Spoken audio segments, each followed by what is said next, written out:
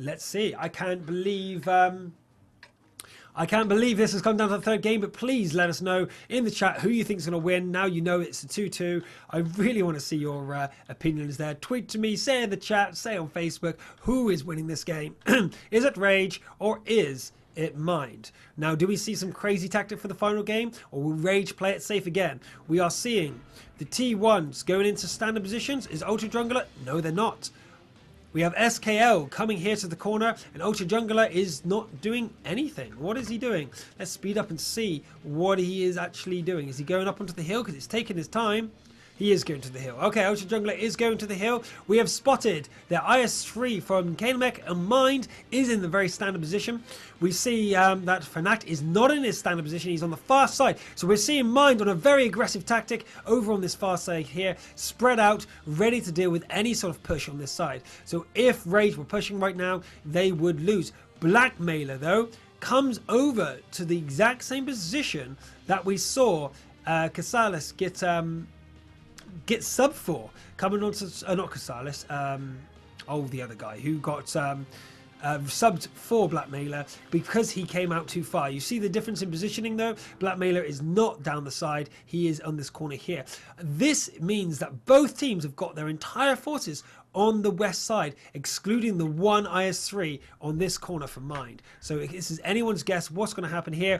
Fnac is there on the corner, poking his head out, seeing Tuck, maybe seeing Atlantis. I'm not sure if he's been spotted or not, but we'll see what they manage to do from here. The T69 has not been spotted yet from Mind, so is he on the hill with the Dead Professor, or is Ultra Jungler going to have a one-on-one fight with Dead Professor? And I've got to put my money on Dead Professor winning that fight. He's won every single one-on-one he's had so far in the T1 that I've seen.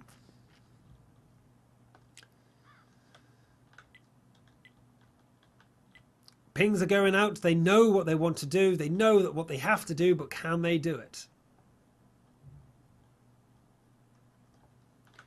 And everything goes quiet as Rage have nerves on edge. They took the first game, relaxed, lost 2 games, and then Zik has been spotted. We now know that the T69 is on this side. We know their entire team now are on this side, apart from the IS-3 on this corner. We see that SKL is going forward to see if the IS-3 is still there. And we see that he has moved to the corner here. So the banana corner is freed up. We do know that the T1s are alone up here on the top here. They're having a bit of an exchange. And SKL is trying to go on the back here. Kamelek has noticed him though and has warned his teammate up on the hill. He's going to see if he can back up his teammate maybe. I would have gone that way if he was going to do that, to try and kill the T1 up the top here.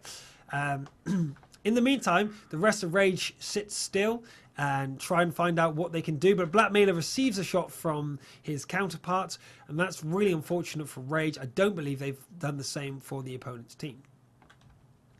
And here we go. We do see the T1s meet each other in the field, and SKL is still at 41 HP. They both fired all their shots, and they are reloading. Who's going to reload first and get that shot off? With only 18 HP left, Dead Professor looks like he's going to go down, but this really could go either way as they try their best to try and knock the other one out. But Ultra Jungler is coming round, and SKL is in no rush at all to try and take on the Dead Professor. The Dead Professor is going to be surrounded if he's not careful, but wow, what a shot from SKL, which means that the Dead Professor has lost the hill. We don't know where the other T1 is. I believe he was up far, but Blackmailer receives yet another shot. This is not good. The T69 drivers for Rage are really letting the side down, but Atlantis also receives 2 shells, 3 shells, and they only give 1 back to Malak. The HP loss on the combat tanks for Rage is huge.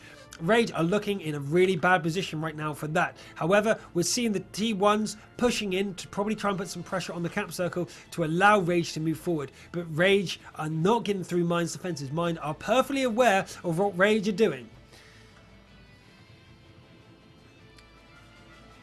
And they've prepared for it. They know exactly what they're doing. So let's have a look at the T1s. The pings are going off to say, get ready to go.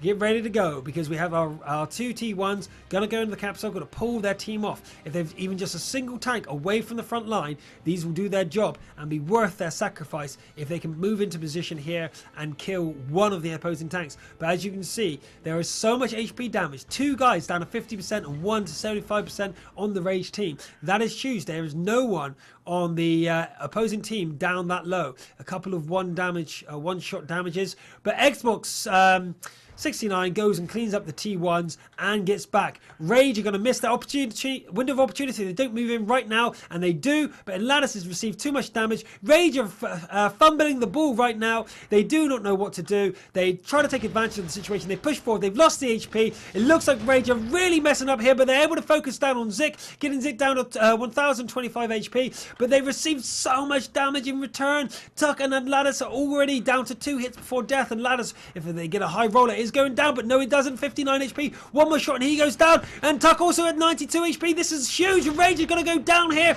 and both the IS3s are down. This is looking horrible for Rage. They've totally panicked and flustered.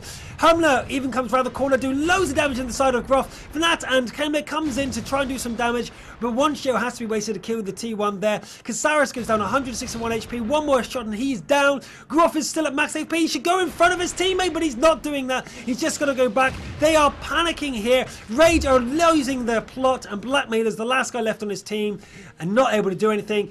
GG, well played, heading out from Rage. That was a fantastic last game, but mine totally outplayed Rage. Rage fumbled at the last second, wasn't able to follow up with the advantage they got from sacrificing their T1s over in this position. And we have our winners for today. Mine take the set 3-2 against Rage. No one could have guessed that. That was far too close to realize who would win any time in advance. Absolutely crazy close games. Fantastically crazy games. So worth staying in on the Saturday evening to watch it. I'm glad you guys took part in the stream today, as that was just my heart is going to explode after such amazing games. 3-2 to mind-blowingly good games. I really had my heart set on Rage winning. They had such good teamwork over on Mines, but Himmelsdorf just wasn't their map. They fumbled the ball right at the last second, not knowing what to do, totally lost the plot, and that's it. Wow. Were you guys impressed with that? Tell me in the chat. Give me feedback on Twitter or Facebook or something like that, how you felt them games. Even talk on the forums about it, because that was just heart-wrenchingly close. I couldn't believe mine totally played Rage in 3 of those games. Rage in the last game, I believe it was their fumble to lose rather than mine outplaying them, but they were in such good positions and they took advantage of the T1s being out there, took them down and got back with the AMX 5100. If Rage just pushed forward and committed it, they might have stood a chance, but because they have committed then retreated, they just panicked. They were not able to focus fire, and with that loss, with that mindset loss, they were just unable to finish the deal, and Mind reformated together and pushed against Rage, taking them down. So that was just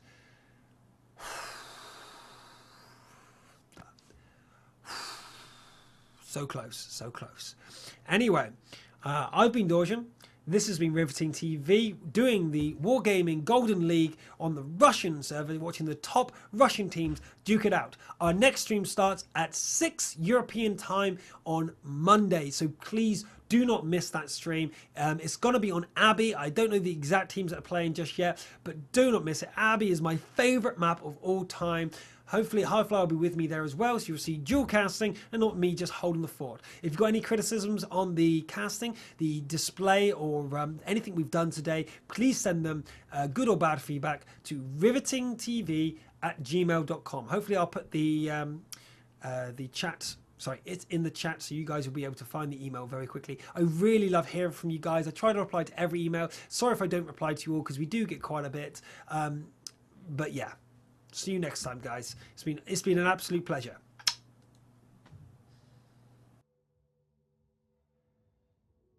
Game over, man. Game over.